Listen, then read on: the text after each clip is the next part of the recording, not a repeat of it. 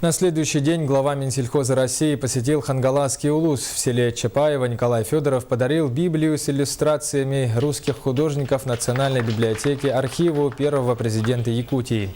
Министра встретили Михаил Николаев и сотрудники музея, которые ознакомили гостя с историей создания музея. По признанию Федорова, он давно знаком с Михаилом Николаевым. В период распада Советского Союза и становления новой государственности России они вместе вырабатывали первый договор о разграничении полномочий между органами власти России и Якутии. Поэтому у Николая Федорова было немало причин посетить этот музей. Это пример того, как нужно сохранять память о предках, чтобы у нас вообще не было потрясений, с тем, чтобы мы всегда обращали внимание на наших предков и стремились вот так бережно, так вот осторожно, аккуратно